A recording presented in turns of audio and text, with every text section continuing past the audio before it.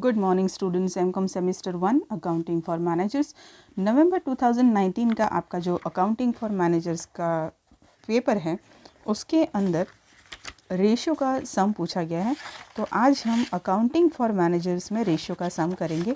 14 marks के cash flow के सम के ऑप्शन में आपके पास 7 मार्क्स के दो सम हैं, दोनों ही रेशियो के हैं। ये 7 मार्क्स का एक सम और 7 मार्क्स का ये रेशियो का सम है, जिसमें आपको रेशियो नहीं ढूंढने हैं बट आपको कंपनी की लिक्विडेशन एंड मतलब लिक्विडिटी और प्रॉफिटेबिलिटी पे कमेंट करनी है। You have to write down something about liquidity and profitability of a company on the basis of this ratio. Ratio is already found out. Okay, तो वो तो theory में मतलब थोड़ा बहुत क्या आपको लिखना थियोरिकल है, बट डेफिनेटली आपको इसको एक्सप्लेन करना है।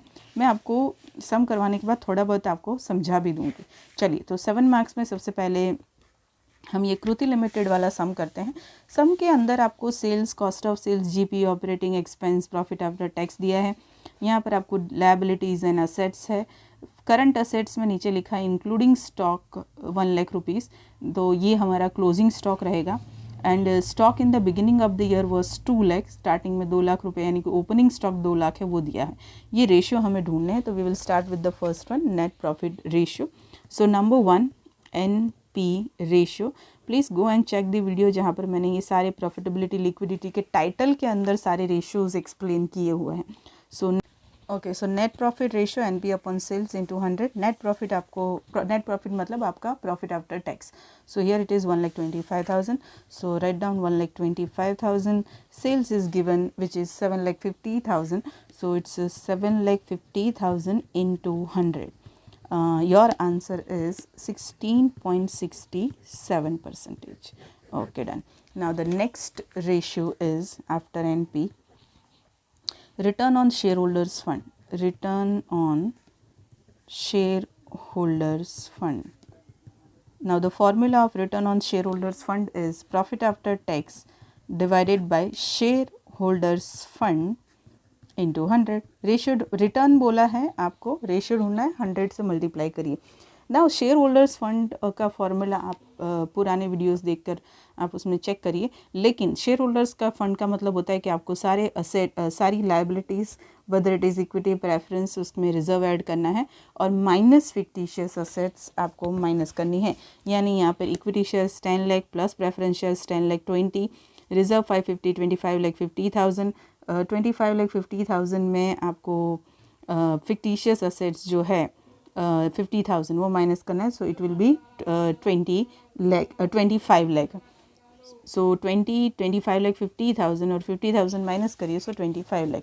सो प्रॉफिट आफ्टर टैक्स इज़ 1,25,000 और उसमें आप डिवाइड करिए 25 लाख इंटू 100। फार्मूला आना चाहिए और फार्मूला में क्लासिफिकेशन पता होना चाहिए कि शेयर होल्डर्स फंड लिखा है तो उसमें फिक्टिशियस असेट माइनस होगी या नहीं, उसमें लायबिलिटी ऐड होगी या नहीं, that you must aware. So your answer is 5%। उसी तरह हमारा जो तीसरा रेशियो है that is current ratio. A very simple formula of current ratio, current assets divided by current liability. इसका आंसर परसेंटेज में नहीं आता, इसका आंसर आपका प्रपोर्शन में आता है। नाउ करंट असेट्स हमारे पास है 4 लाख, नीचे फिक्टिशियस है, और करंट लायबिलिटी में सिर्फ 1.5 लाख की लायबिलिटी है, तो हम उसे डिवाइड करेंगे। सो 4 लाख अपॉन 1,50,000 एंड जब हम डिवाइड करते हैं then our answer will be 2.67. So this is the ratio of our current asset and current liability, यानी कि करंट लायबिलिटी 1 है जिसके सामने हमारे करंट असेट्स 2.67 है। A very good condition. Okay, number 4 पर है, थर्ड जो हमारा है दैट इज़ डेब्ट इक्विटी रेशियो। नंबर 4, डेब्ट equity ratio, and the formula of डेब्ट इक्विटी रेशियो इज़ टोटल डेब्ट upon share holders fund into 100. Total डेब्ट upon share holders fund into 100. Remember students, कौन सा डेप्ट लेना है उसका अगर स्पेसिफिकेशन ना हो, यू कैन टेक टोटल डेप्ट। टोटल डेप्ट है हमारे 5 लाख, जो हमारा 10% डिबेंचर था वही। शेयर होल्डर्स फंड हम ऑलरेडी पहले ढूंढ चुके हैं 25 लाख, उसे हम डिवाइड करेंगे into 100 and our answer will be 20%. Done. And the last one, stock turnover ratio. Now the formula of stock turnover ratio is COGS upon average stock. COGS का मतलब होता है कॉस्ट ऑफ गुड्स सोल्ड।